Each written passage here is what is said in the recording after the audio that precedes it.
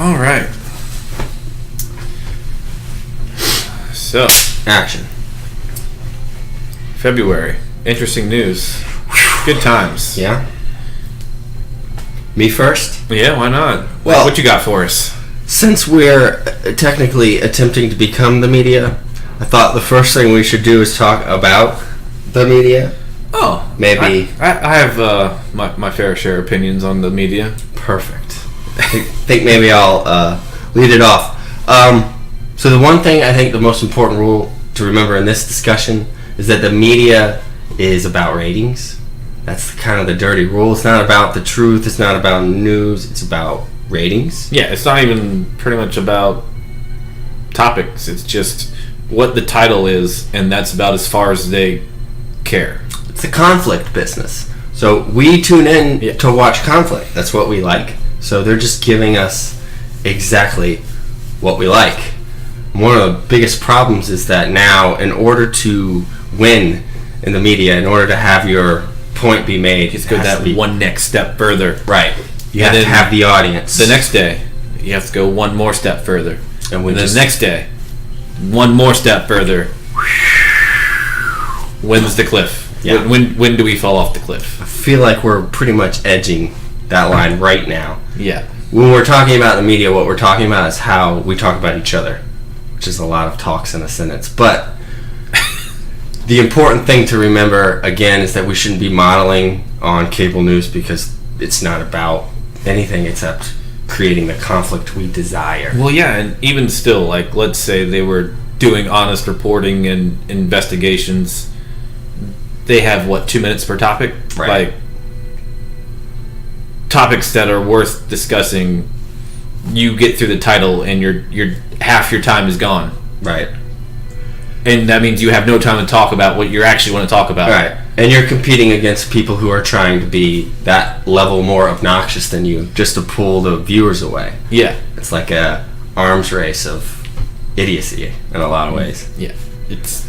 And one of the other things I think the problem with the way the media is, it tends to color the way we look at the world. So a lot of people complain about campaign ads, campaign advertisements. Yeah. Because they tend to be negative. And so they think that's a reflection of politics, and there's a lot of negative in politics. Yeah, are there any positive campaign ads? Well, the reason they're all negative is because we remember negative better. So they want you to remember the candidate's name, and your brain's built to remember negative things over positive things. Yeah. So it's the whole psychology, right? Whatever. And it's coloring everything, the way we talk about everything now, sending us over the edge. And it creates a lot of false dynamics. Like, one of the paradigms we do is left versus right. And I don't think most Americans exist in left versus right. I feel like they live in their own life. Yeah. Neither left nor right. They might have one view, say abortion, this way, and they might have gun views one way, this way, but no one is really left or right except for the people saying left or right. I know a lot of hunters who are environmentalists. Well, they all are, because they pay to save the environment with their licensing tags and stuff like that. So it's really weird how that works, and people don't even know. It doesn't fit the media narrative, so they don't. No. It's something like it doesn't exist. So another paradigm that tends to be trotted out before us is man versus woman, especially lately. There's a lot of masculine culture versus, I guess, evolved culture. Yeah, I just I don't get why there's either right, wrong, this, that. Yeah. There's never a middle in anything I've seen in the past 5 years. Right. Getting way worse the past year. You don't get attention from the middle. So you have to go screaming from a side. Because people in Arkansas, no offense, Arkansas, it's just the first state that came to mind. I'm sorry, you're average. I'm sure you have exceptional lives. You know what you've done, Arkansas. However, you care about your life. You don't. So you don't care. Right. Literally, you don't care about these topics. You live your life, and it doesn't affect you. Man versus woman is not a paradigm I understand in my life. Okay, and the last paradigm I'm going to mention is the big one, the one that gets the most attention, which is black versus white. Is it a versus? It's in this paradigm. It is we're in Virginia. Just so you guys know, everybody in Arkansas, we're in Virginia, And we're having a couple of issues with our politicians at the moment. And it's because we're being presented this idea that there's a white and a black and they're opposing each other. But I think I read somewhere, Dustin. Oh, you think? I think I've read somewhere that it's something like 68% of African Americans in Virginia don't want Terry McAuliffe to resign. Terry McAuliffe is our governor. There was a picture of him from Halloween. Supposedly. Ages ago, it was him. And he's in... He denied it. Right. And there's no proof otherwise. And most of this problem is because of his reaction to it. But we're currently in the middle of that crisis. So black versus white's kind of prescient for us in Virginia, but I think you can find this anywhere. Yeah, I mean, it's just a matter of... Like, the occasion was Halloween, but apparently this particular one, he was next to a KKK member. Yeah. Hooded Klansman. I actually haven't even seen this picture. Like, should we actually just pull it up? Let's not pull it up, because it doesn't matter. If we could go back in the time machine... Well, there's a difference between a Klans member hood and a ghost Halloween... No. This was definitely Klans member. How do you know? You just said you haven't seen it. I've seen it. I don't think we should show it again, because who gives a shit what it looks like? Okay. Well, my whole thing is I'd never seen it, so I don't want to speak. I just want to look at it so I could judge for myself. How very fair of you, Dustin. That's not the way the media works. I thought we were just going over this. I'm better than media. What can I tell you? Okay, so let's fix it. This is my way to fix the media. People grow. Being wrong is on the road to being right. Well, in our last statement, let's just go with say there was no right or wrong. That's just was a mind of thinking that didn't exist then. Right. So what was that? The 70s, 80s when he was in this picture? Yeah, 80s. Yeah. It wasn't a thing not to dress up as Michael Jackson or... Well, okay. There were plenty of people in 1980 who knew better than put blackface on, which is bad. What? No one should wear blackface. We have evolved as a culture. He wasn't wearing blackface. It was Halloween, and he dressed up as a black person. Okay. That is completely different than blackface. But we can't ignore the cultural implications. If this no, you can't ignore them because there's no context to the picture. It's not like he was just leaving a rally and they needed some stand-in for a black person. That's not the context. The context is it was Halloween, and this is a picture from Halloween. Yeah. Well, I think we don't know the context because it's just a picture. Well, no. Like, the context is from everyone saying it was from Halloween. Yeah. Even in the yearbook. Yeah. So I have Halloween costumes that I wish not like they were leaving a Klan rally and he was blackface. Right. He was just dressed up as someone that was black. It's completely different. Right. If he did it yesterday, then it's different because that paradigm didn't exist then. Yeah. In that instance, but now everything's so PC that like it's if it wasn't PC, I wouldn't think it's okay to wear blackface because it's not. Blackface is a context. Like there was no context in that picture, right? So, like we just have to agree that we don't have to, but like we won't. I mean, we won't, but it's just someone dressing up as someone else, right? In that. Okay, so that's a paradigm that doesn't work, black versus white. I have an idea for a paradigm that does work. Oh. Okay? There's only really one paradigm, I think, in this country that drives everything that's happening. Green? Rich versus poor. Is it a versus, though? It's a versus. Why is everything a versus? It's a conflict. It's about conflict. It's not a conflict. It's just how things exist. It's about... Because Bill Gates is not saying, how can I take more money from the poor? Want to know why? No. Because they don't have money to give him. Bill Gates doesn't have to say that. Because it's already part of the way the system works. And I'm not saying that it shouldn't. People who have success usually have success for a reason. I'm just saying in the political realm of things, we do have blocks of power. And one asserts its power a little differently than the other. Here's my example, because I have an example. Everybody calls Donald Trump a liar, and I would be in that group for the majority of the time. Here are a list of the campaign promises Donald Trump made. Some of them are lies, and some of them are not. I'll let you figure out what the differences are. So Trump promised to cut taxes, most substantially to corporate tax. He ran on that idea that he was going to cut corporate taxes. Trump ran on the idea he's going to put conservative judges in the federal courts. He's done that pretty well. Yeah. He also ran on isolationism foreign policy. And I think you could say he's pushing us in that direction as much as the president can. Because there's a military and whatever. Our economy it's just... Yeah. So then, okay, we're still on, that's 3. We're from the Hampton Roads area, too, so... Military high. Lots of military here. Yeah. All right, so here's number 4, deregulation. Yeah, he's been doing that pretty regularly. Yeah. Number 5, push back, against political correctness in diversity movements.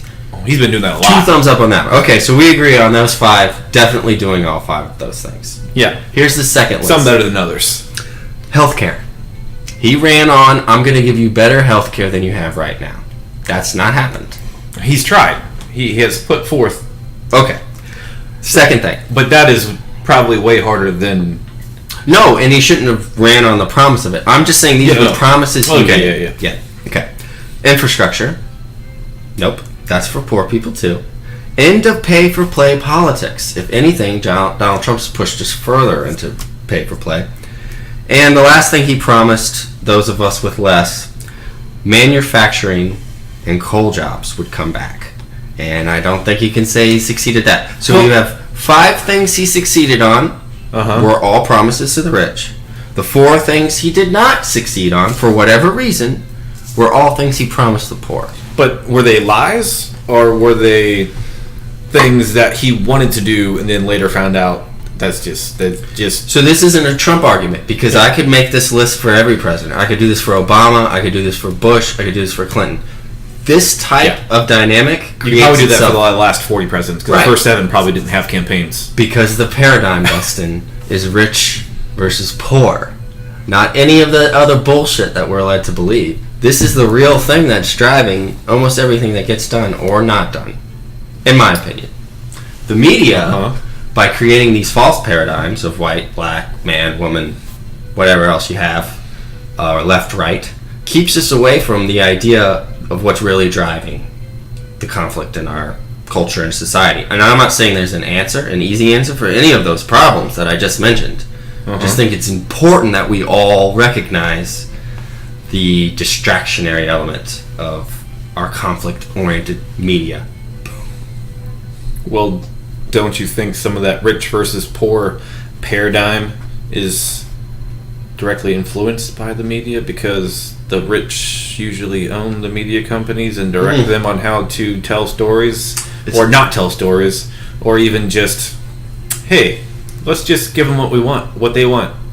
So maybe, which is clicking titles, which is now today's world. Like, you can literally Google anything, you can find a hot, juicy title to click on, and after that, like, there's just shit. It's just shit beyond that. Yeah. Well, the no news thing. And no news as news. Or even like the title that has nothing to do with actually what the link goes to. You're just like, well, that didn't even happen. Yeah. Yeah. It's just, I don't know. The whole media thing to me is just, I feel like, should be torn down and rebuilt. Well, I think that's what a room like this and a microphone like that is sort of kind of an attempt to do. If nothing else, nobody has bought my opinion or your opinion. So even if we're full of shit... we're open. No, I'm kidding. Even if we're completely full of shit, at least it's honest shit.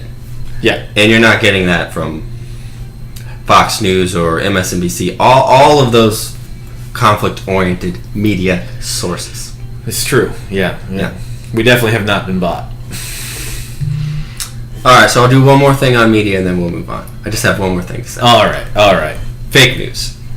So fake news has always existed, as in information through the media that is not true is spread.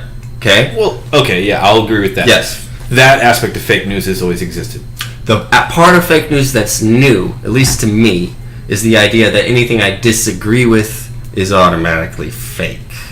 Well, I don't think that is necessarily the fake news. Let's go with the most recent big one to mind is the Covington kids. Right. Completely fake news, because let's say the first person that ran with the story was not fake news because they interpreted it, they went with it so they could be the first in the story. Yeah. That's fine. Maybe even the second, third person ran with it, but then once all the information came out and they found out the kids were just standing there and he was just smiling so things didn't get out of hand, like whatever, after they found out the whole video came out, like, which was available later that day because people were live streaming that whole thing apparently. Yeah. It's pathetic. Everything after that is fake news because they just continued to run with that same story that MAGA kid was racist and whatever, he should be punched in the face. Yeah, we spent 3 days talking about the smirk on his face. Yeah. And nothing about anything that matters, or even in that situation when it happened, because the truth is not located in any of those original stories. Yeah. And I don't understand how... It's because people just want things to click on, and people click on things they don't like. Since when is a 16-year-old's reaction to a protest national news? Yeah. Who gives a shit? He's 16. Right. His opinion doesn't matter yet. He could have been smiling because he likes the drums. Yeah. We don't know. He could be an idiot. He's 16. He's figuring it out. Yeah. I said dumb things when I was 16. I said dumb things 6 weeks ago. I said dumb things 6 hours ago. And you said dumb things 6 seconds ago. Yeah. So the wrong is on the way to right. Yeah. Is what I'm going to stick with on that one. So, like, I feel like fake news now is, like, deliberately not doing investigatory news. Like, spend 5 minutes just researching it before you hit the submit button. Well, maybe... Or, like, even the editors. Like, don't you have to submit things to, like, an editor for him to, like, review or her to review? Yeah. So they can be like, oh, well, this is this shit. No. Moving on, Stan. Let me ask you this. When you saw the story about the kid, the 16-year-old kid, the Catholic kid, how long did it take you to realize it was nonsense? Well, it took me a little less than usual because I think I was behind. Yeah. Because I saw the reactions to the initial stories. So that's how I watched the video, and I'm like, what the fuck is this even on the news for? Yeah. Maybe And then I went on, and then, like, still a week later, I'm still hearing about it, and I'm like, why the fuck is this still in the news? It was some kid standing there. Again, the media is giving people what they like, and that's the part that we're missing in all of this. Well, people are asking for this shit. And I suppose I contributed to this because I clicked on those stupid things like 4 or 5 times. Yeah. Like to see the video, see reactions or whatever, just because I was like, oh, well, maybe. Have they apologized yet for doing this? Oh, no, they're still getting sued. Oh, so like So I'm to blame too. Well, because I clicked. I got sucked in. So, and I don't think, look, all of this stuff existed before social media, right? It just was dark. No one saw it. No one could see it happening. And now we've got a light on this. What happens when we give every American an anonymous place to write whatever they want about whatever they want? Oh, the internet? Yeah. Oh, wow, they're saying shitty things about people because they don't think there's any consequence to them personally for saying shitty things. That's not... This is the most predictable situation in the history of man. So how do you think that gets corrected? Do you get rid of the anonymity? No. Because there's free speech in that. Here's what you do. But everybody realizes you can still say whatever you want as yourself, just like you can in real life. Like, let's say I said the N-word right now. People know that I said it, so they're going to stop listening to this podcast. Yeah, and they probably should. And they should. Yeah. Whereas, if I did it under the vise of some black screened out face on some unnamed video link, there's no consequence. But whereas there's a consequence to my action, it prevents people from doing things that would be viewed negatively in society, so they don't do it. So whether or not they believe it or not is irrelevant because they're not doing it. Right. How about we ignore the stuff that's written on the bathroom door? Like, this doesn't mean anything because nobody put their name behind it. So why don't we just say this is graffiti? Who gives a shit? You need the blue check mark, guys. You need the blue check mark. If you want to say something, own what you're saying. Put your face and say it out loud, like I'm doing right now. I'm owning what I say. And if I did this anonymously, we're going to screw that up a lot. It happens. I started it. I would say ignore me, but I'm not doing it anonymously. So here we are. Keep watching. Listening. Or watching, whichever you're doing. So I'm done with the media. Let's do your thing now. Oh, going from the media to more media. In recent news, El Chapo got indicted, going to life, all 10 counts. He's going to prison for a long time.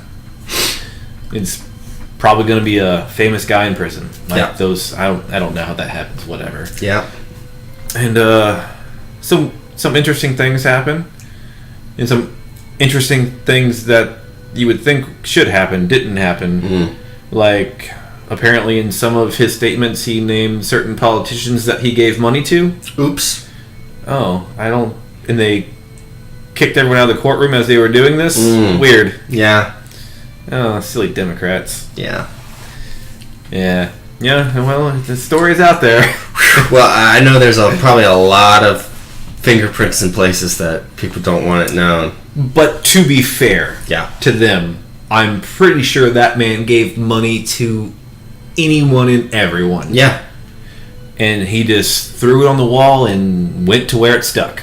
He's the CEO of a corporation. That's what he was. $1 billion corporation. A lot of lives and jobs at stake. On the line, minute by minute. And I don't think either of us endorse his business practices. No, definitely not. No. But I think we can understand him in those terms. He's a CEO of a corporation. Yeah, of a shitty corporation that somehow was, right. It's successful. Right. But at the end of the day, well, that head got cut off, and I'm sure someone else is now in charge of that cartel.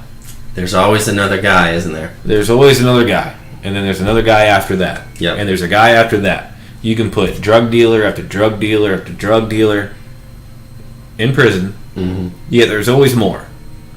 The next guy's always worse. But I seem to think of a time where this process happened, but it ended.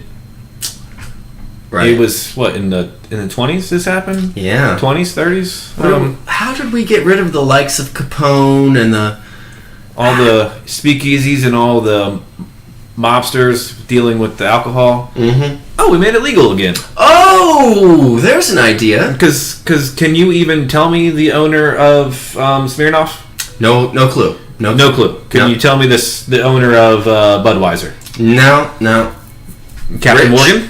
Nope, don't know that guy. Yeah, or girl.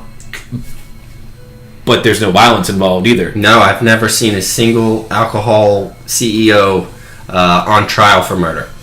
Never. Never once. Not ever, because there's probably been one case somewhere, whatever. Yeah. But not because of his job duties. So what you're saying, Dustin, is that not just there's the legalization and there's the decriminalization. Mm-hmm. I feel like it should all be decriminalized, because at the end of the day, it's just not working. Right. Let's just be the war on drugs mm-hmm. just simply is not working. No. Because it's been since the 30s, so 80 years of incarcerating people, putting them in holes. Yes. Putting them with the same people that did the same thing they did to ridiculous. Get better. Yeah. So I don't get how that works in any concept. I get that. I'm not saying prison is bad, right? Because there are some people beyond rapists, pedophiles, murderers. True. They need a hole to sit in. Right. However,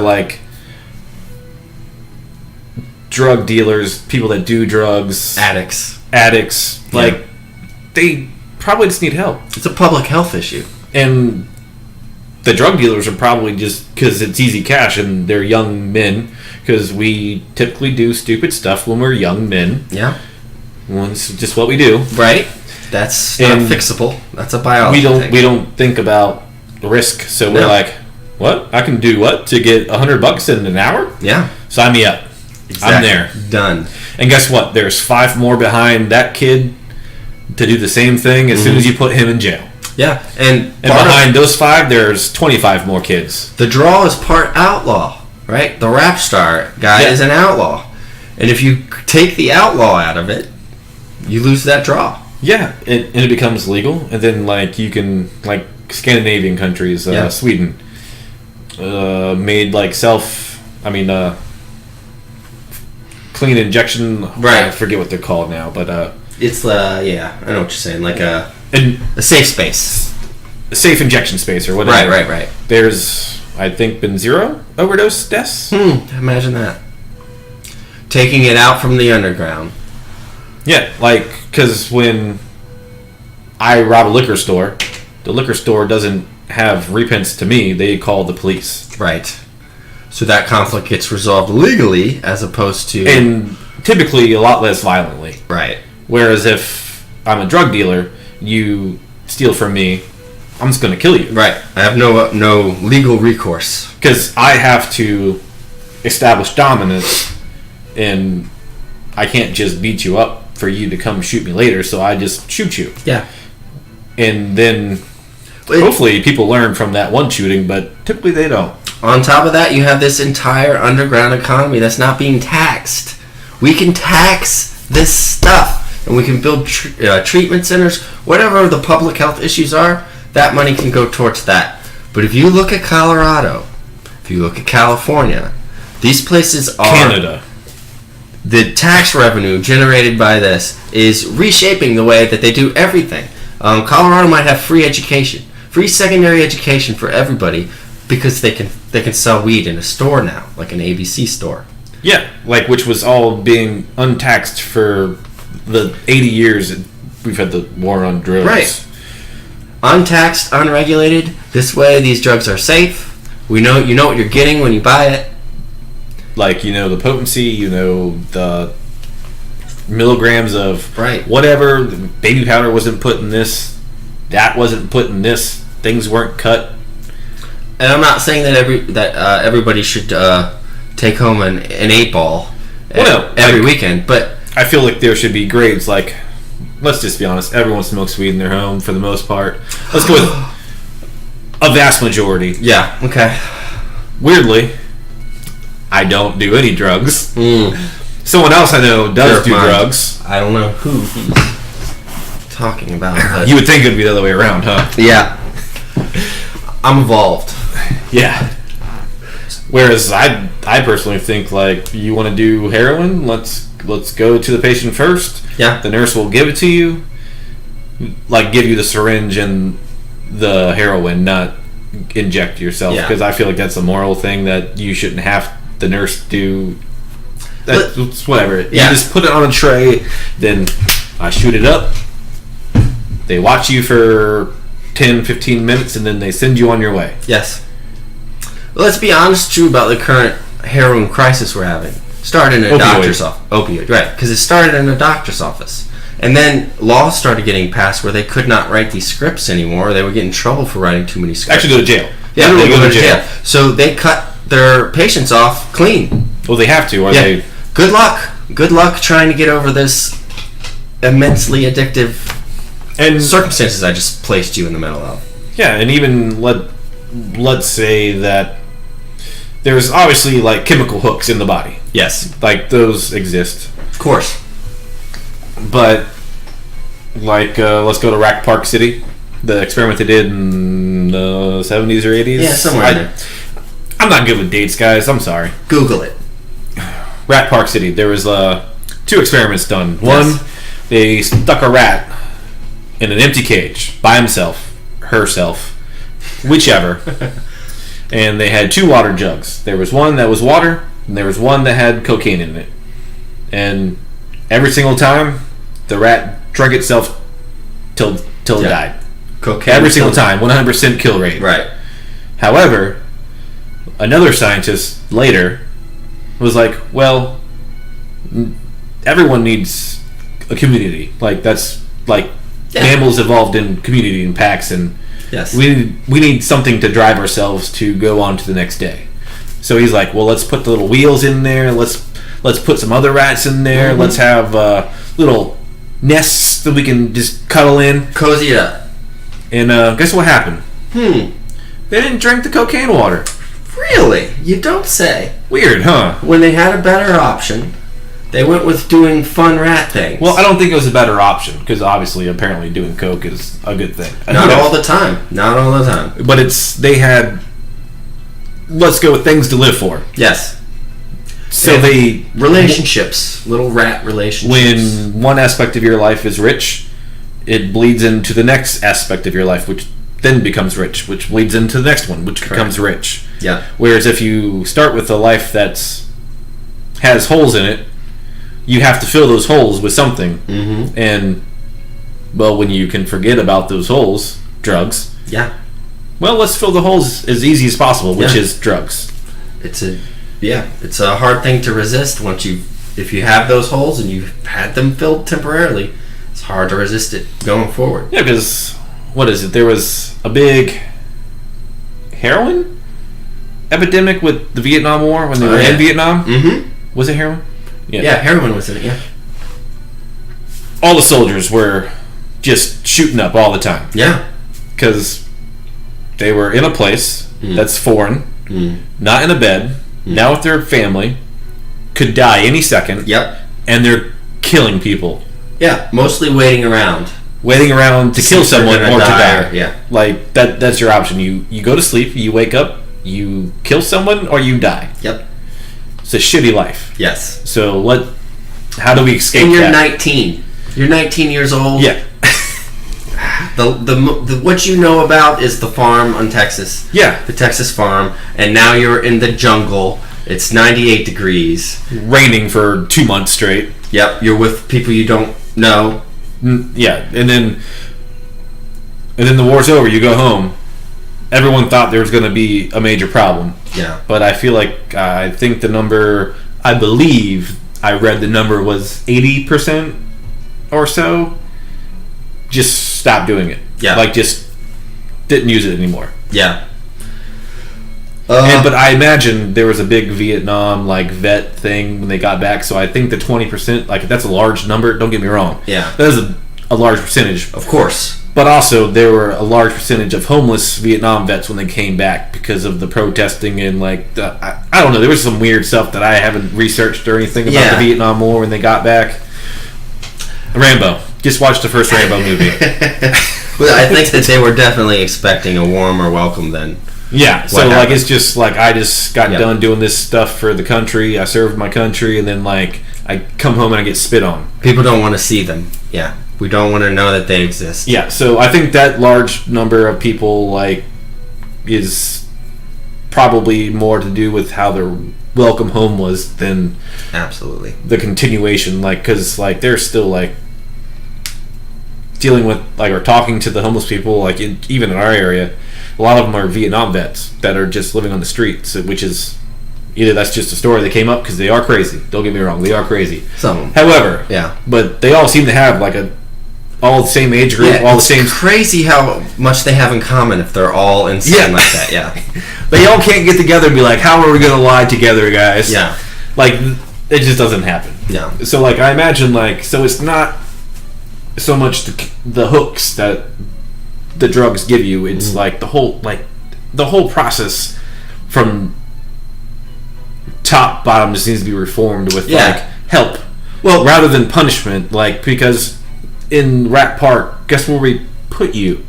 Instead of the Rat Park City, we put you in the rat hole where 100% death rate. Yeah. Whereas this 0% death rate. Yeah. Of at least cocaine. Right.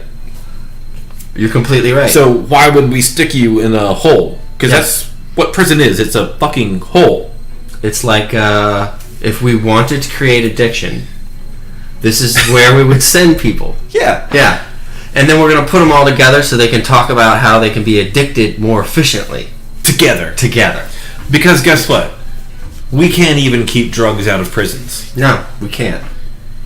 I don't... Because people can be bought. Let's just be honest. If everyone was 100% never corruptible, those guards, you would not get drugs in a prison. Right. But, El Chapo learned, just give people some money and they'll look the other way. Yeah. Democrats. completely right. Only ones named. You don't walk drugs across the border. A wall doesn't solve our war on drug issues.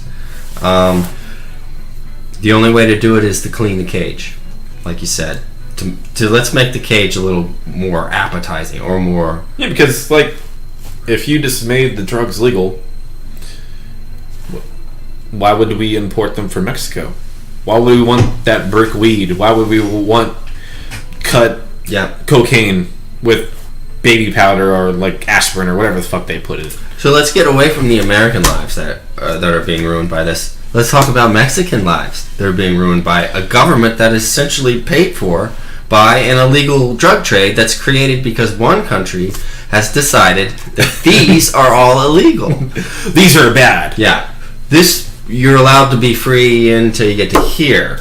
Well, the Mexicans, I guess, are just smart. Like, we can make money by just giving this shit to these people? Yeah. Let's do it. But who gets hurt? The average Mexican who's just trying to support a family, who's just trying to get their kids educated. Because once the money starts flowing, politicians get bought, cops get bought, and then at some point, you got the Wild Wild West. The whole system is now fed by this monster in the middle of it. Yeah, and it's just... You can't untangle all of these elements of it. And look at all the, like, in Colombia, all the CIA ops to, like... give this person guns and money to overflow this person because they were good for the drug war on drugs, and then they still have the same problem eventually because money corrupts and there's lots and lots of money in drugs. That can be taxed if you just legalize it. That's an important distinction to make too, because rich people that do drugs aren't in jail. Poor people that do drugs go to jail. People who are selling drugs go to jail. It's because where are the most cops at? Right. In the major cities. Right. In the areas. But it does seem like we use drug laws as a way of bothering certain elements of our society that we don't... Well, because, like we said earlier, who has more holes in their life? Yeah. Rich people? Yeah. I'm sure they have their holes. Don't get me wrong. Right. However, someone living on the... I don't know, Lower East Side? Is it the poor part of New York? I don't know. Sorry, New York. Virginia. Okay. If someone lives in Green Run, you guys don't know what that is, and I don't know what Lower East Side is, so whatever. Yep. We're even. And they probably have a worse life because they go to work. Yeah. They don't know how they can come up with the rent and feed their kids, so they choose to feed their kids and then have to move and then have to put another deposit down. Yeah. Last month's rent, they're even further behind now, and then it's just a cycle. Yeah, and like, how do you get out of a life you don't want to be in? Yeah. You do drugs. You're poor. Your dad's in jail because he was caught with a drug or whatever. Yeah. Your mom's working 2 jobs, and the best way for you to support your family or to help your mom pay the rent. Let's go sling some drugs ourselves. On the corner. And you know what? There's plenty of songs that tell me that's the way to be successful. Yeah, because what else can you do at 13? Nothing. Because apparently it's illegal for kids to sell lemonade these days. Wow. What the fuck is wrong with people? It's all about the cartels, isn't it? You aren't old enough to have a job, so you can't sell lemonade at this lemonade stand anymore. That's actually happened, guys. Like, yeah. People called the cops on kids for selling lemonade, and legally the cops have to tell them they can't sell lemonade anymore because it's technically illegal, which makes no sense to me. Yeah. Well, there was that whole rash of lemonade poisonings. You've forgotten about those. Oh, were there? Silly me. What was I thinking about? Real or imagined threats. So drugs. Yeah, we're for legalizing drugs. I feel like a happy medium with that, though, because apparently people have this idea that drugs are bad and horrible, and I don't understand why. There's no evidence that says legalized drugs are bad. What's the difference between caffeine and nicotine and alcohol and marijuana? Well, alcohol and, like, marijuana, like, there's vast differences. one's legal, one's not, is the biggest one. Yeah. But it's just how many people die from alcohol each year? How many people die from weed? None. How many guys get... Well, you can't say none because, like, we don't know every circumstance. You know what happens when you overdose on weed? Cough. That's it. You cough. Yeah. And it's done. But how many people die from the trafficking of said weed? Okay. And the selling of said weed? Okay. There's indirect deaths. You can get rid of those by legalizing. see where I was going with that? Yeah. Just tying it all together like a nice little bow. Yeah. I think we have definitions of caffeine and nicotine and alcohol that are cultural, and for some reason somebody was able to turn weed into the devil's drug, and that's what turned it into illegal, when the truth is that alcohol's 100,000 times more dangerous. Nobody gets high and beats their wife. That's not a thing. Yep. But the only difference is with alcohol, they made it illegal and didn't work out, so they legalized it. Yet somehow it worked with... I don't understand. Yeah. But I think the whole premise of, like, human society, like, drinking has always been a big part of society. Changing your brain chemistry has always been a big part of human societies. Yeah. When you go exercise, you're changing your brain chemistry. When you have sex, you're changing your brain chemistry. That's all that stuff is. And, like, there's, like, most societies have had some sort of drug, like Plato, Socrates, all did drugs. Yeah. Even people were licking frogs. I mean, you just want to get high, just a little bit, every now and then. Yeah, you just like to experiment, whatever. Yeah. Like that's what college is for, right? Right. Sugar. Same thing. It changes your brain chemistry. Because no one likes who they are, apparently. No. Well, we're in the process. Well, we want to find out which selves is our best selves. Yeah. Need to experiment with looking frogs and stuff. Yeah, see? Legal drugs. It's not that hard, people. It's not that hard at all. And I'm not saying, like, there should just be, like, you walk in the CVS and go pick up a vial of heroin and then go home with it, like... Right. You know, like, let's say, like, dispensaries for weed. Yeah. Sure, that seems to work in a few states already. Right. Heroin, maybe like inpatient firsts or facilities like said patient first, to where there's like the therapist or psychiatrist. Yeah. So there's waiting rooms everywhere you go, so you might as well wait and talk to someone, or like because there's going to be a group of people waiting in the same waiting room with the same addiction. Yeah. So like just have a therapist on hand talking as they're waiting to get their prescription of said heroin, and it's like a community building thing, so they get to talk about it while they're still soberish or coming off, or you know, whatever their deal is. Most sobriety is about joining a group. It's about connecting with other people, because that's what your brain really wants. It doesn't really want the drug. It wants that feeling you get when you're connected. That produces the endorphins and all the other happy stuff. And what can't people talk about right now? Doing drugs. Right. Because they're illegal. So no one talks about them. There's no better way to make a friend. It's all in the closet. Right. So if you just open the door and let people talk about it, the need for it probably dies down a little bit. At the very least, we understand it better. Yeah, because there's no proof what we're doing works. No, there's actually proof that says it doesn't work. Exactly. Yeah. I think the science is going in one direction on this. Like even in certain drugs, they're finding out like help with certain things. So like even just if you decriminalize them, so scientists can figure out what they're actually good for. Yeah.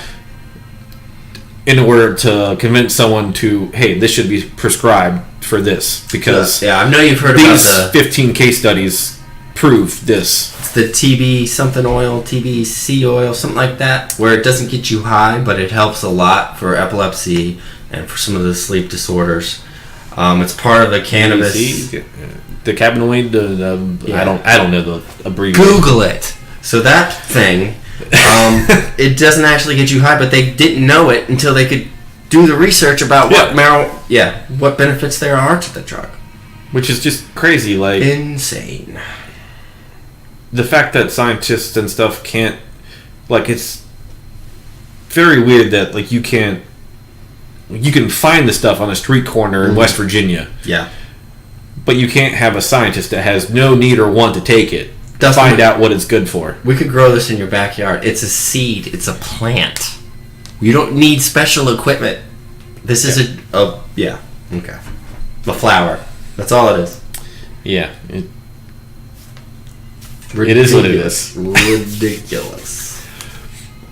And it produces jobs. There's a concept. That people would pay taxes on. And it produces revenue for the state. Yeah. That they can put back into schools.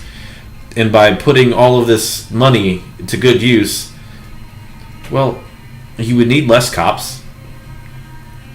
So that's a good thing. Yeah. Right, Baltimore? Top, right there. Boom.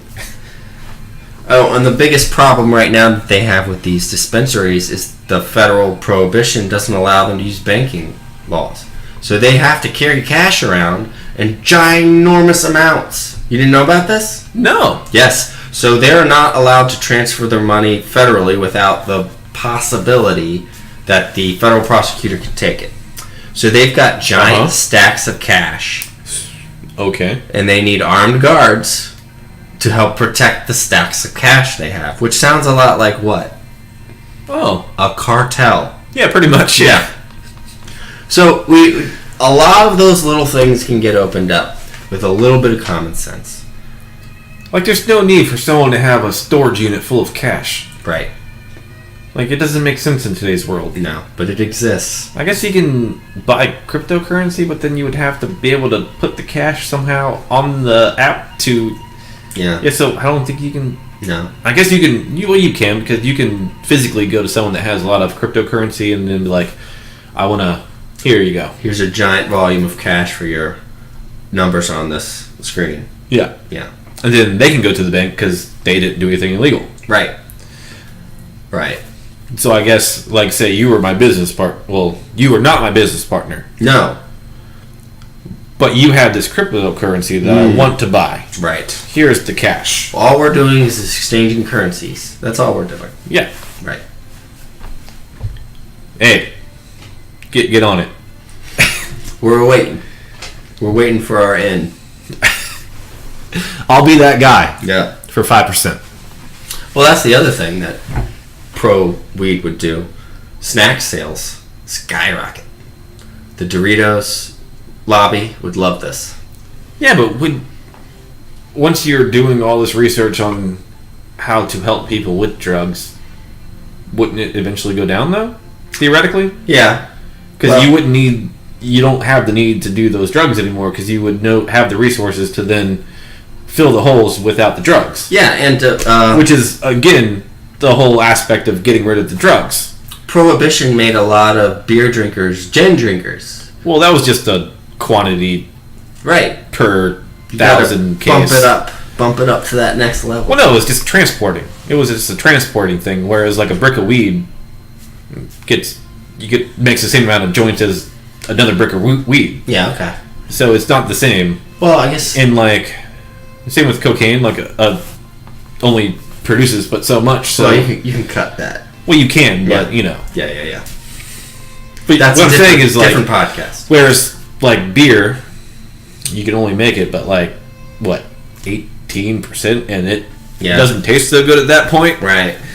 Whereas like like gin, vodka, tequila, keep going. I can get it like 40%. Yeah. So the amount of volume liquid I can get to get 100 people drunk, now I can get 1,000 people drunk. Yeah. So, and there are restrictions on alcohol. I can't have 200 proof vodka or something crazy. Well, that's because it's not mathematically possible. Yeah. But can't go. Yeah. Okay, got that. Yeah. You get what I'm saying. You can't buy. There's like super vodka. There's like grain alcohol, which is pretty much it's just Everclear, right? Which is 140 proof. I don't know. 80 proof. We'll call it the Kush of vodkas. Yeah, I don't quite. But it's a high percentage. Right. And I don't think you would need any more than that because you can't drink that shit. Yeah. This fucking throat. You would now have a throat after the weekend of drinking it. Yeah. I wouldn't try. And what, like Budweiser and stuff have to make a different beer for, what is it? What's the Mormon state? Oh, Utah. Utah. Yeah. They have to have different alcohol percentages in their beer and stuff. Huh, I didn't know that. Yeah, so they have to have like wussy beer. Yeah. Wussy version. Instead of a Budweiser is really Bud Light, and a Bud Light is really water. Bud Light in Utah. Mormon. Yeah. Hey, however you get down, I'm not judging. If you like a little more ice in your Bud Light, that's fine. Yeah, I don't know. Yeah. The Mormons say this is a Get very strange nuts with place. it, guys. Get nuts with it. Yeah. All right. Well, this is fun. Yeah, I think that went pretty well. Yeah, I would say. All right. What are we gonna do? We should do this again. Yeah. Why not? How about till next time? Like next Saturday? All right. Let's try it next Saturday. People should comment. Current events, things that anything maybe you want us to talk about? Yeah. And well, I don't know. At least we can say now that you can't say you don't know about drugs. At least Joe Schmo knows. And media, right? What was that, like an hour?